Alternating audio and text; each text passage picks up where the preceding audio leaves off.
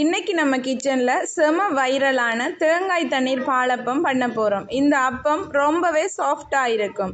தேங்காய் தண்ணீர் ஃப்ளேவர் கூட சேரும்போது செம கோம்போவாக இருக்கும். வீடியோவை ஃபுல்லாக ஸ்கிப் பண்ணாமல் பாருங்கள். லைக், ஷேர், சப்ஸ்கிரைப் பண்ணிவிட்டு சப்போர்ட் பண்ணுங்கள். வாங்க வீடியோக்குள்ளே போகலாம்.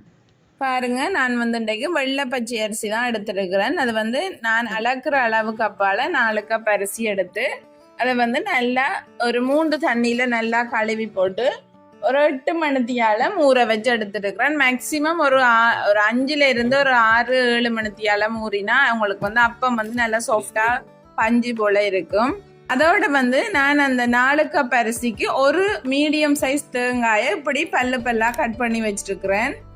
அதுக்கு பிறகு நான் வடித்த சாதம் 4 கப் அரிசிக்கு 2 கப் சாதம் எடுத்துருக்கிறேன். பாருங்க, இவ்வளோ நல்லா ஆறுன சாதம் பழைய சாதம் சொன்னால் உங்களுக்கு நல்லா சாஃப்டாக வரும். அதனால மதியம் காய்ச்சின சாதத்தை எடுத்துக்கொள்ளுங்க. இன்றைக்கு நான் ஃபுல் அண்ட் ஃபுல் தேங்காய் தண்ணீரால் தான் அப்பம் அரைக்க போகிறேன். தண்ணி எதுவுமே சேர்க்கல, தனியாக இளநீர், அதாவது தேங்காயிலிருந்து எடுக்கிற தண்ணி. இது 3 தேங்காயை உடைச்சி வச்சுருக்கிறேன். இது காணாட்டி நான் திரும்பவும் தேங்காய் உடைச்சி அந்த தண்ணீரை தான் சேர்க்க போகிறேன். இன்றைக்கு தனியாக நான் தேங்காய் தண்ணீரில் தான் சேர்க்குறேன். ஃபர்ஸ்ட்டுக்கு தனியாக ஒரு 2 கைப்பிடி அரிசி, கொஞ்சமாக இளநீ தண்ணீர் சேர்த்து அதை நல்லா அரைச்சி கஞ்சி காய்ச்சி எடுக்க போகிறோம். இன்றைக்கு சுடுற அப்பத்தோட ஸ்பெஷல் தேங்காய் தண்ணீரும் நாங்கள் அந்த கஞ்சி காய்ச்சி எடுக்கிறது தான். இன்றைக்கு அப்பம் செம டேஸ்டாகவும் சுவையாகவும் இருக்கும். நான் ஆல்ரெடி வீடியோ போட்டிருக்கிறேன். அதை பார்க்காதவங்க அந்த வீடியோவையும் பாருங்கள். என் அப்ப வீடியோ எல்லாத்துக்குமே சப்போர்ட் பண்ணுற எல்லாருக்குமே ரொம்ப தேங்க்ஸ். பாருங்கள், ஃபர்ஸ்ட்டுக்கு நான் இந்த அரைச்சிட்டு அதை சேர்த்துட்டு இதை நான் கஞ்சி காய்ச்சி எடுக்க போகிறேன். அதே மிக்சி கப்பில் நான் ஒரு 3/4 கப் தண்ணி சேர்த்துட்டு அதையும் சேர்த்துக்கொள்கிறேன். சேர்த்துட்டு நல்லா மிக்ஸ் பண்ணி விட்டுட்டு அடுப்பில் வச்சுட்டு கை விடாமல் நல்லா கிளறி கொண்டே இருக்கணும். இதே மாதிரி நல்லா கை விடாமல் கிளறி கொண்டு இருங்க.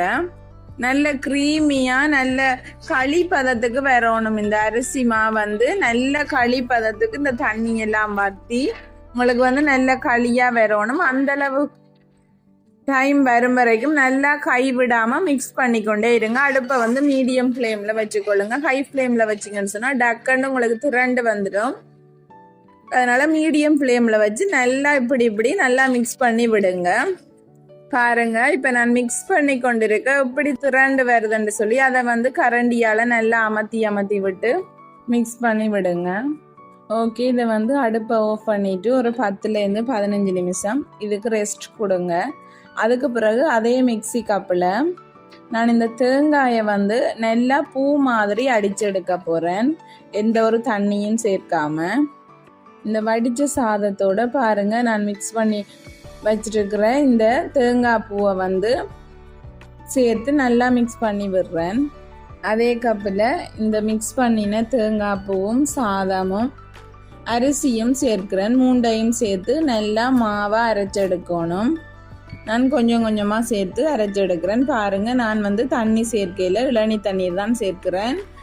தேங்காய் தண்ணீர் ரொம்பவே டேஸ்ட்டாக இருக்கும். இந்த தேங்காய் தண்ணீர் நீங்கள் விடிய அரிசி ஊற வைக்கும் போதே தேங்காயை உடைச்சி தண்ணியை புளிக்க வச்சு எடுத்துக்கொள்ளுங்க. இதில் நான் இந்த அப்பமா புளிச்சு வாரதுக்கு எந்த ஒரு அப்ப சோடாவோ ஈஸ்டோ பேக்கிங் பவுடரோ எதுவுமே நான் சேர்க்கல. தனியாக இந்த புளிச்ச இளநீ தண்ணீர் மட்டும்தான் சேர்க்கிறேன்.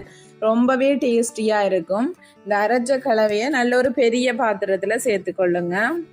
பாருங்கள், நான் திரும்பவும் அரைச்சிட்டு அதே மாவோடையே சேர்க்கிறேன். நீங்கள் இட்லிக்காக இருந்தாலும் சரி, அப்பமாக இருந்தாலும் சரி, மா புளிக்க வைக்கும்போது ஒரு பெரிய பாத்திரத்தில் புளிக்க வச்சிங்கன்னு சொன்னால் அந்த மா உங்களுக்கு பொங்கி ஊற்றப்படாது. அதனால நல்ல ஒரு பெரிய பாத்திரமாக எடுத்துக்கொள்ளுங்க. இனி பார்த்தீங்கன்னு சொன்னால் இந்த நாங்கள் அந்த கஞ்சி காய்ச்சின அந்த மா நல்ல திக்னஸாக ஆறி இருக்குது. இது அந்த ஹீட்டெல்லாம் நல்லா ஆறி முடிய மிக்சியில் போட்டு திருப்பி நல்லா அந்த பேஸ்ட் பதத்துக்கு நாங்கள் அரைச்சி எடுக்கணும். பாருங்கள், நான் இன்னொரு தேங்காயம் உடைச்சி அதில் உள்ள தண்ணீர் சேர்த்து அரைச்சி கொள்கிறேன். நான் இன்றைக்கு வந்து எந்த ஒரு பச்சை தண்ணீர் நார்மல் எதுவுமே சேர்க்கையில் தனியாக தேங்காய் தண்ணீரில் தான் பாருங்கள் இவ்வளவு இந்த க்ரீமியாக வந்திருக்குன்னு சொல்லி அந்த மாவை வந்து இதோட சேர்த்து கொள்வோம். இன்றைக்கு நான் செய்கிற இந்த அப்பத்துக்கு வந்து இது ரெண்டும் தான் ஸ்பெஷல். இதே மாதிரி செய்து பாருங்கள், ரொம்பவே டேஸ்டியாக இருக்கும். இதுக்கு நீங்கள் எதுவுமே அப்ப சோடா எதுவுமே சேர்க்காதீங்க, ரொம்பவே டேஸ்டியாக இருக்கும். அதோட பார்த்தீங்கன்னு சொன்னால் பிகினர்ஸ் கூட ஈஸியாக செய்திடலாம். அப்பம் மண்டோன்னே எல்லாருமே பெருசாக யோசிக்கிறாங்க, அப்பம் மண்டா அது ஈஸியாக செய்கிற ஒரு ரெசிபி. என்ன கொஞ்சம் டைம் எடுக்கும், நீங்கள் கொஞ்சம் டைம் எடுத்து செய்தீங்கன்னு சொன்னால் உங்களோட கிட்ஸுக்கும் ரொம்பவே பிடிக்கும். இனிதான் பாருங்க, நான் இந்த மாவை வந்து கிட்டத்தட்ட ஒரு 10 நிமிஷம் இந்த கையால் இப்படி நல்லா மிக்ஸ் பண்ணி விடணும். அடிச்சு ஒரு 10 நிமிஷம் நல்லா மிக்ஸ் பண்ணி விடுங்க. இந்த அப்பமா வந்து அப்போதான் உங்களுக்கு நல்ல சாஃப்டாக, வெளியில் நல்ல ப்ரௌனாகவும் உள்ளுக்கு வந்து நல்ல சாஃப்டாகவும் வரும். இதே மாதிரி நல்லா மிக்ஸ் பண்ணி விடுங்க. நான் வந்து இதை வைக்க அப்பம் அரைக்கும் போதே உப்பு சேர்த்துடுவேன். அதனால் உப்பையும் சேர்த்துட்டு திருப்ப ஒருக்கா நல்லா அடித்து விடுறேன் மாவை. மூடி வச்சு ஒரு 6லிருந்து 7 மணித்தியாலம் நல்லா புளிக்க விடுங்க.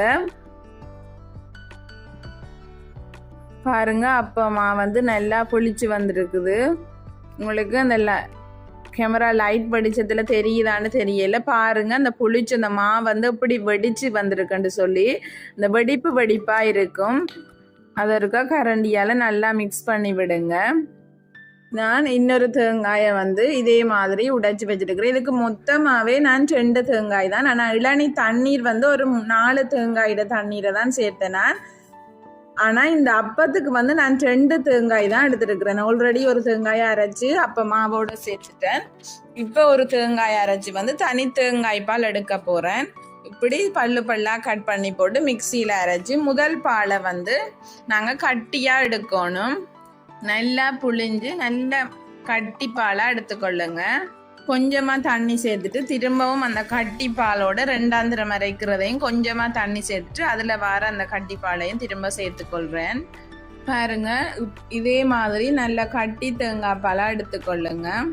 இனி நான் அந்த மிக்சி கப்பில் வந்து கொஞ்சமாக தண்ணி சேர்த்து கொஞ்சம் கூடவே சேர்த்து கொள்ளுங்க. பாருங்க இதை வந்து 2ஆம் பாலுக்கு தான் எடுக்கிறேன். இதை வந்து நான் அடிச்சுட்டு அந்த மாவோட வந்து சேர்க்கணும்.